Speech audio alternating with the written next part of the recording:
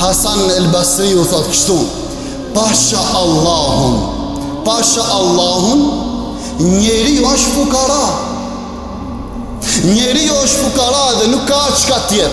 Ti ja bën një të mirë dikuj, ai thot faleminderit. Allahu të shpërbleft. Allahu është i pasur dhe Allahu shpërblen. Njeri di harroje, ama Allahu nuk harron. Mani mend këtë. Njerëzit harrojnë. Është normale. Krijesa njeri është e tillë. Njeri harron, ama Allahu nuk harron. Ma e mend.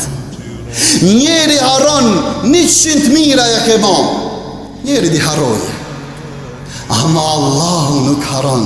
Vëllezër nderuam, Allahu dhul Gjelal nuk harron çdo sadaka që e ke dhënë. E ke ndihmu dikan, një jetim, një fukara, e ke ndihmu, ai ta ka harru, Allahu nuk e harron. Allahu dhul Gjelal nuk harron çdo sejdë që i ke bën. Allahu nuk e harron.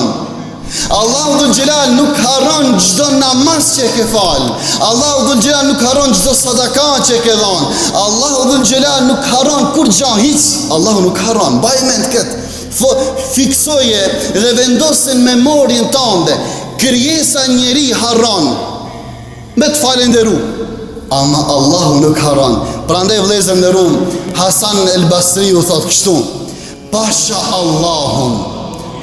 Allahun, njeri është fukara. Njeri është fukara dhe nuk ka çka tjetër. Ti ja bën një të mirë dikuj, ai thot faleminderit. Allahu të shpërbleft. Por Allahu, vazhdon Hasan el Basri thot kështu: Allahu është i pasur dhe Allahu shpërblen. Prandaj formulën: mos prit mirënjohje nga njerëzit. Mos prit falenderim nga njerëzit. Mos prit lëvdata nga njerëzit. Se lëvdatat e njerëzve, mirënjohjet e njerëzve kanë afat, harrojnë.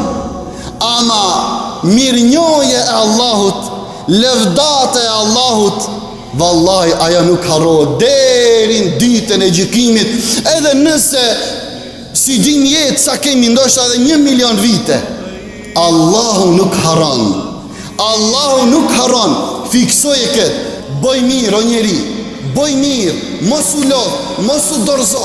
Sa kesh mundësi.